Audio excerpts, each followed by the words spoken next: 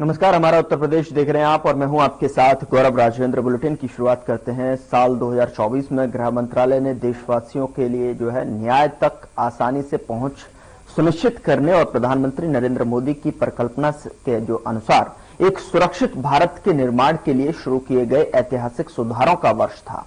इस दिशा में गृह मंत्रालय ने कई परिवर्तनकारी निर्णय लिए और जिनमें से कई युगांतकारी सुधारों का मार्ग प्रशस्त हुआ और भारत के संविधान में निहित नागरिकों के अधिकारों को सुरक्षित करने में अभूतपूर्व उपलब्धियां हासिल हुई। रिपोर्ट देखिए।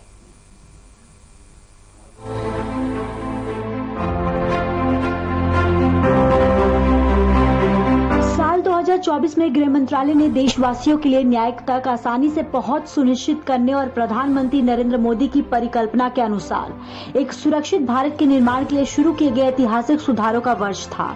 इस दिशा में गृह मंत्रालय ने कई परिवर्तनकारी निर्णय किए, जिनसे कई युगांतकारी सुधारों का मार्ग प्रशस्त हुआ और भारत के संविधान में निहित नागरिकों के अधिकारों को सुरक्षित करने में अभूतपूर्व उपलब्धियां हासिल हुई। प्रधानमंत्री नरेंद्र मोदी ने 2024 में कई मौकों पर देशवासियों को गर्व महसूस करवाया। 2024 की शुरुआत में 22 जनवरी को श्री राम मंदिर का उद्घाटन हुआ, जिसकी प्रतीक्षा लोगों ने सदियों से की थी और बीजेपी के घोषणा पत्र में भी यह वादा शामिल था।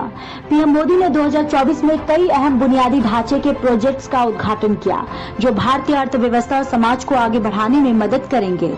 उनका ये कदम भारत में विकास की गति को तेज करने के साथ साथ नागरिकों के जीवन को भी बेहतर बनाएगा। प्रधानमंत्री मोदी का डिजिटल इंडिया अभियान और स्पेस टेक्नोलॉजी के प्रति उनकी रुचि भी प्रमुखता से सामने आई। उन्होंने यूपीआई डिजिटल पेमेंट सिस्टम को वैश्विक पहचान दिलाई और भारत की स्पेस टेक्नोलॉजी को ऊंचाइयों तक पहुंचाया। पीएम के नेतृत्व में भारत ने G20 सम्मेलन और बाकी कूटनीतिक आयोजनों का माध्यम से अपनी वैश्विक स्थिति को मजबूती दी।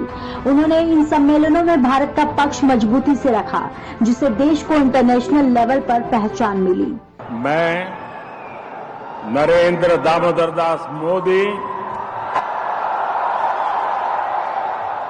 ईश्वर की शपथ लेता हूं कि मैं विधि द्वारा स्थापित भारत के संविधान के प्रति सच्ची श्रद्धा और निष्ठा रखूंगा।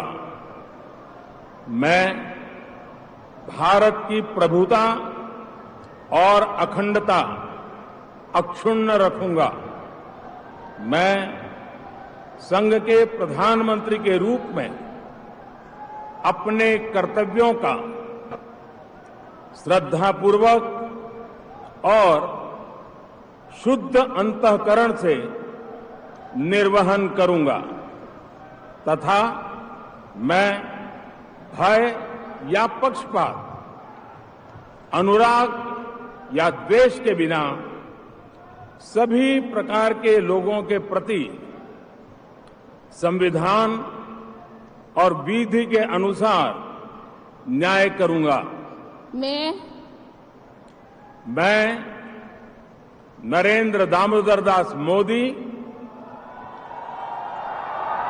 ईश्वर की शपथ लेता हूं कि जो विषय संघ के प्रधानमंत्री के रूप में मेरे विचार के लिए लाया जाएगा अथवा मुझे ज्ञात होगा, उसे किसी व्यक्ति या व्यक्तियों को तब के सिवाय जबकि प्रधानमंत्री के रूप में अपने कर्तव्यों के सम्यक निर्वहन के लिए ऐसा करना अपेक्षित हो, मैं प्रत्यक्ष अथवा अप्रत्यक्ष रूप से संसूचित या प्रकट नहीं करूंगा। नरेंद्र मोदी आजाद भारत के वो लोकप्रिय शख्स हैं जिनके नाम पर 2014 से बीजेपी को संपूर्ण बहुमत देकर केंद्र की सत्ता लगातार सौंपी गई है और फिर यही चेहरा राज्यवार बीजेपी की सरकार बनने में कारगर साबित हुआ है। लेकिन इस चेहरे पर विश्वास जगाने वाले, रणनीति की राह गढ़ने वाले शिल्पकार अमित शाह है। यही वो चेहरा है जिनकी रणनीति से 2024 में बीजेपी को मोदी का प्रणय बना दिया। उस समय अमित शाह यूपी बीजेपी के प्रभारी के साथ साथ उनकी रणनीति ने देश में मोदी लहर को वोट में बदल दिया। यही वो दौर था जब पीएम मोदी और अमित शाह की जोड़ी को राष्ट्रीय पहचान मिली। ये पूरे कानूनों का उद्देश्य लोगों को न्याय मिले, इसलिए दंड संहिता नहीं है, न्याय संहिता है। और हमारी न्याय की जो चिर पुरातन अवधारणा है, नारद से लेकर कौटिल्य तक सभी ने जो न्याय की व्याख्या की है, उसमें कहीं दंड का प्रावधान ही नहीं, न्याय का प्रावधान है। दंड गुनाह को रोकने के लिए एक प्रतीकात्मक जगह पे रखे हैं। दंड के उद्देश्य से न्याय की अवधारणा नहीं की है, व्यक्ति को न्याय मिलने के लिए न्याय प्रक्रिया की अवधारणा की है। और मैं इसमें बहुत बारीकी से जुड़ा हूं, पहला शब्द लिखने से समारोह तक, अंतिम शब्द तक जुड़ा हुआ हूं। मैं कह सकता हूं, इसको जो बारीकी से अध्ययन करेंगे, केवल और केवल न्याय का ही स्पिरिट आपको इसमें दिखाई पड़ेगा। भारत जैसी विविधता और विशाल जनसमूह वाले देश में आजादी के बाद लोकप्रियता की ऊंचाई छूने में नरेंद्र मोदी और अमित शाह की जोड़ी भी शामिल है।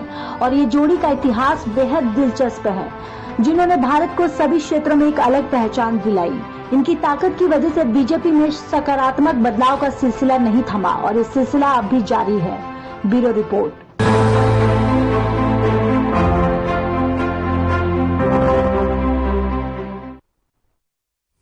उधर उत्तर प्रदेश के मुख्यमंत्री योगी आदित्यनाथ ने प्रयागराज में संगम घाट पर आरती की। आपको बता दें कि शहर में 13 जनवरी से 26 फरवरी 2025 तक महाकुंभ मेले का आयोजन हो रहा है। इसे लेकर प्रशासन तैयारियों में जुटा हुआ है।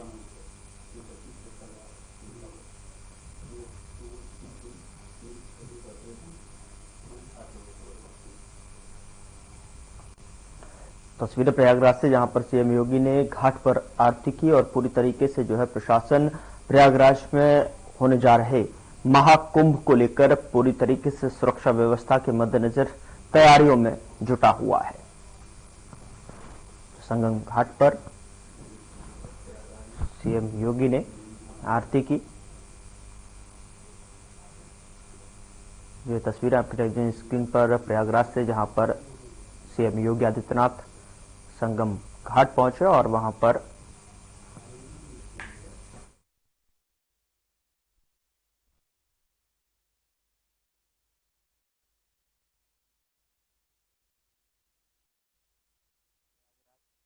ये तस्वीरें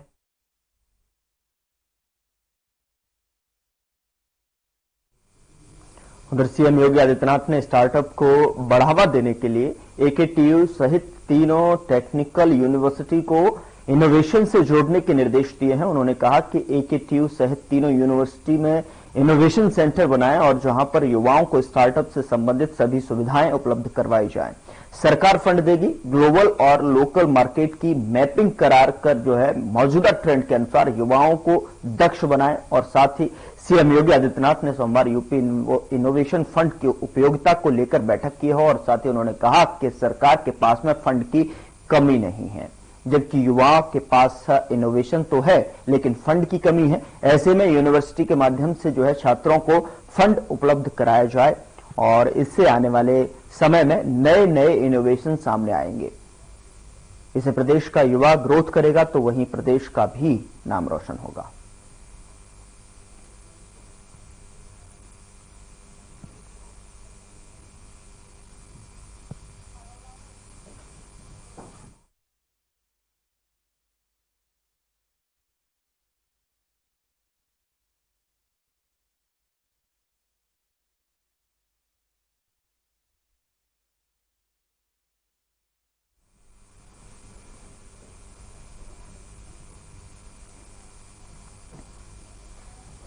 उधर बीजेपी के राष्ट्रीय प्रवक्ता गौरव भाटिया ने बीजेपी मुख्यालय दिल्ली में प्रेस कॉन्फ्रेंस की।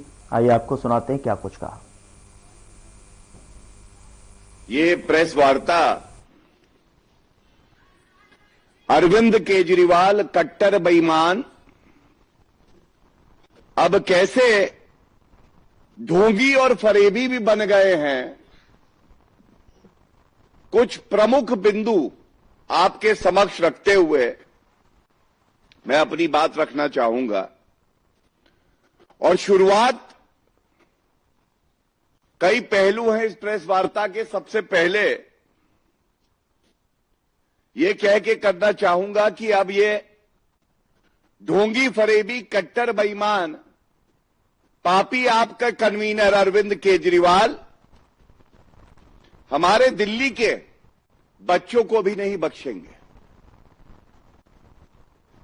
पूछ रहे हैं दिल्ली के बच्चे, केजरीवाल क्यों नहीं तुम सच्चे?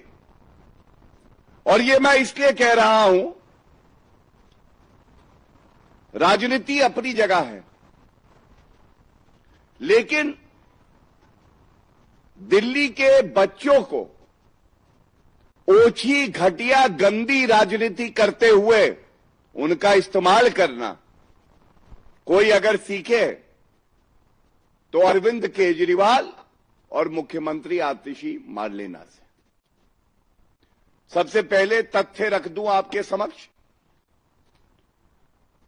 30 दिसंबर 2024 को नेशनल ह्यूमन राइट्स कमीशन, राष्ट्रीय मानवाधिकार आयोग, ये एक आदेश पारित करता है और इस आदेश में जो अरविंद केजरीवाल और आतिशी मारलेना ने हमारे मासूम बच्चों का वीडियो डाला है, उनको राजनीति में ढकेला है, ये मैं आपके समक्ष बड़ी जिम्मेदारी से रख दूं, उल्लंघन है जुवेनाइल जस्टिस एक्ट का 2015। एक दूसरा, 5 फरवरी 2024 को इलेक्शन कमीशन ऑफ इंडिया की गाइडलाइंस आई कि कोई भी राजनीति में बच्चों का कोई वक्तव्य, उनकी उपस्थिति, उनके द्वारा राजनीतिक बयान देना, इस तरह की गतिविधि नहीं होनी चाहिए। लेकिन बड़े भारी मन से मैं ये कहता हूं, और ये शब्द हैं नेशनल ह्यूमन राइट कमीशन के, जिसके मेंबर ने आदेश पारित किया है कि ये जो एक्स पोस्ट है आतिशी मारलेना और अरविंद केजरीवाल की, बच्चों को राजनीति में घसीटते हुए उनका दुरुपयोग करके उनके भविष्य को अंधकारमय कर देने का यह कृत्य स्वीकारा नहीं जाएगा और तुरंत इस एक्स पोस्ट को हटाया जाए। एक्स पोस्ट को हटाया जाए, लेकिन जैसा मैंने कहा, ढोंगी और फरेबी, झूठे और मक्कार अरविंद केजरीवाल ने अभी तक इस एक्स पोस्ट को नहीं हटाया है। जो शब्द इस आदेश में हैं, मैं उसको आपके समक्ष रखना चाहूंगा। The participation of children in political campaign activities raises serious concerns. दूसरा, deeply concerned. The National Human Rights Commission is deeply concerned about such exposed. And they take a firm view, as they say, we take a firm view that the aforementioned post should be immediately removed and should be taken down. Immediately. But nothing has been done. So I want to first of all also highlight the real character and anti-children attitude of the Papi Aap, Arvind Kejriwal and Atishi Marlena. It raises 3 very vital issues. Why is Arvind Kejriwal and Atishi Marlena involving our innocent children and violating their dignity, which is their fundamental right, by these campaigns? Is he unsure? Is Arvind Kejriwal aware that he is losing the Delhi elections? Second, why is Arvind Kejriwal and Atishi Marlena violating the Constitution of India, Article 21, which guarantees personal liberty, dignity to our children? Why is he violating the Juvenile Justice Act? The laws of the country have no meaning for a Chief Minister, Atishi Marlena, who was sworn by the Constitution to protect and preserve it. And third is a question that the citizenry of our country in Delhi is asking. They're asking, why are you playing with young and impressionable minds, and why are they being pushed towards cheap and dirty politics of the Aam Aadmi Party? And it is our duty to insulate these young and impressionable minds from the cheap, dirty and petty politics of the Aam Aadmi Party. And we will continue to do so. We will ensure that Arvind Kejriwal, the destroyer of Constitution, a hater of children, is thrown out of power so that people of Delhi who deserve better have a government which serves them well. इसके बाद मैं कुछ प्रकरण आपके समक्ष रखूंगा. यह पहली बात नहीं है कि अरविंद केजरीवाल ने भारत और दिल्ली के भविष्य, हमारे बच्चों के साथ इस तरह का व्यवहार किया है. आप याद करिए, एक क्लासरूम घोटाला उर्फ बाथरूम घोटाला हुआ था. ये क्या था? इन्होंने कहा कि दिल्ली के बच्चे, हमारे बच्चे अब क्लासरूम में नहीं पढ़ेंगे, ये टॉयलेट सीट में बैठ के टॉयलेट में पढ़ेंगे, क्योंकि टॉयलेट ही क्लासरूम है. ये दूरदर्शिता थी. शराब कारोबारियों के साथ इलू इलू, लेकिन दिल्ली के बच्चों के साथ टॉयलेट में बैठ के टॉयलेट सीट पर बैठो और पढ़ाई करो, क्योंकि यही क्लासरूम है. पॉक्सो एक्यूज्ड खड़ा होना था मुख्यमंत्री जी को, जब ये मुख्यमंत्री थे अरविंद केजरीवाल, बच्चों के साथ. तो इनके मंत्री सत्येंद्र जैन द रेपिस्ट को थेरेपिस्ट बनाए हुए थे, मसाज ले रहे थे जेल की सलाखों के पीछे. इतना प्यार बच्चों से इनका. इसके बाद जो इन्होंने किया है,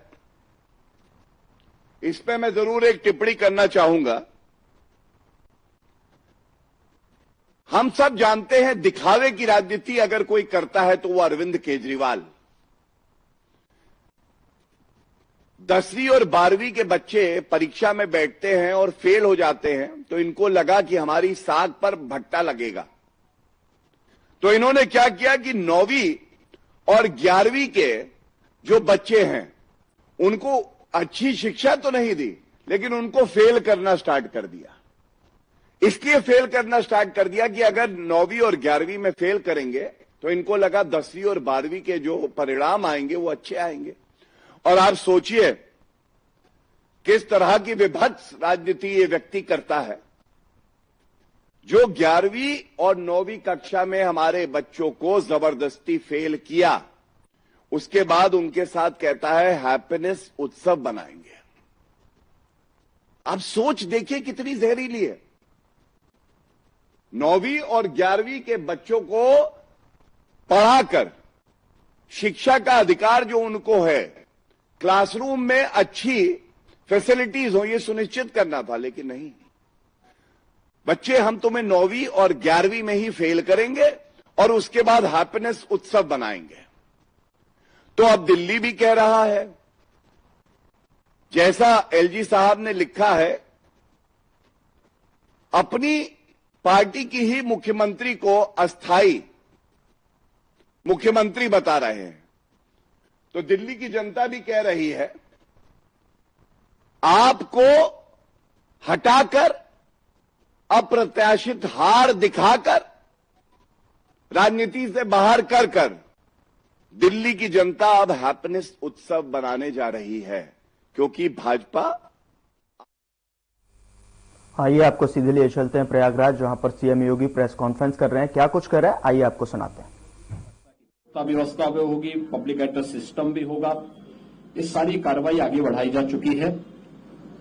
पेंटोन ब्रिज पहली बार हम लोगों ने इनकी संख्या 2019 में बढ़ाई थी, जो 22 तक पहुंची थी। इस बार महाकुंभ को देखते हुए 30 पेंटोन ब्रिज बनाए जा रहे हैं, जिनमें 28 बनकर के तैयार हो चुके हैं। 2 अगले 3-4 दिन के अंदर वह भी बनकर के तैयार होंगे। 12 किलोमीटर का अस्थायी घाट यहां पर तैयार किया जा रहा है और लगभग वे सभी तैयार हैं। कुछ पक्के घाट बनाए जा रहे हैं। अरेल की ओर एक पक्का घाट बन रहा है, अगले 2-3 दिन के अंदर उसको भी कंप्लीट कर लिया जाएगा। चेकर्ड प्लेट यहां पर लगभग 530 किलोमीटर के दायरे में ये सब बिछाई जा चुकी है और इसी प्रकार से शुद्ध पेयजल लोगों को उपलब्ध हो सके, श्रद्धालुओं को उपलब्ध हो सके, संतों को उपलब्ध हो सके, इसके लिए भी 450 किलोमीटर की शुद्ध पेयजल की लाइन भी यहां बिछाई जा चुकी है। मेला अपना एक सेप लगभग ले चुका है कि वो संस्थाओं को आना, बाकी संस्थाएं आ रही हैं। 7,000 से अधिक संस्थाएं अब तक आ चुकी हैं। 1.5 लाख से अधिक टेंटेज की व्यवस्था मेला प्राधिकरण ने यहां के लिए किया है और ये कार्यक्रम युद्ध स्तर पर आगे बढ़ रहा है और लोगों में उत्साह है। देश और दुनिया प्रयागराज कुंभ में आने के लिए उत्सुक है। उत्तर प्रदेश और देश के इस सबसे बड़े आध्यात्मिक और धार्मिक समागम को अपनी आंखों से देखना चाहता है। 144 वर्ष के बाद महाकुंभ का यह मुहूर्त आ रहा है और इस समागम का साक्षी देश और दुनिया बनना चाहता है। इसके लिए हर प्रकार की व्यवस्थाएं डबल इंजन की सरकार ने, केंद्र और राज्य सरकार ने मिलकर के, यहां पे प्रशासन और पुलिस ने मिलकर के, मेला प्राधिकरण के साथ मिलकर के इन सभी कार्यक्रमों को युद्ध स्तर पर आगे बढ़ाने की तैयारी की जा रही है और जनवरी प्रथम सप्ताह तक संस्थाएं भी आ चुकी होंगी, तैयारियां पूरी हो चुकी होंगी। 13 जनवरी को पौष पूर्णिमा की पहला स्नान यहां पे संपन्न होगा। मकर संक्रांति 14 जनवरी को दूसरा स्नान यहां पे होगा, जो अमृत स्नान भी होगा, जिन्हें साई स्नान कहते हैं। 29 जनवरी मौनी अमावस्या, ये मुख्य स्नान में से एक है, जिसमें सबसे ज्यादा भीड़, हमारा अनुमान है कि 6 से लेकर 8 करोड़ श्रद्धालु यहां पर उस दिन आएंगे और उस स्नान में, यहां पे अमृत स्नान में सहभागी करेंगे। यह एक बड़ा आयोजन कुंभ का होगा और एक बहुत पवित्र मुहूर्त भी होगा। 3 फरवरी बसंत पंचमी है, फिर 12 फरवरी और 26 फरवरी ये 2 अतिरिक्त स्नान फिर यहां पे होंगे। कुल 6 स्नान होने हैं। मुख्य स्नान के दिन कोई भी प्रोटोकॉल नहीं होगा। पूज्य संतों के लिए, श्रद्धालुओं के लिए यहां पे स्नान की व्यवस्था के लिए सभी लोग लगेंगे। सभी स्नान पर संतों के स्वागत के लिए, श्रद्धालुओं के अभिनंदन के लिए सरकार के स्तर पर, मेला प्राधिकरण के स्तर पर पुष्प वर्षा की व्यवस्था भी रहेगी और उसके लिए हम लोग पूरी तैयारी कर रहे हैं, क्योंकि ये दुर्लभ संजोग है। उस दुर्लभ संजोग के साक्षी बनने के लिए देश और दुनिया से जो भी श्रद्धालु आएगा उसको उस प्रकार का अवसर मिलना चाहिए।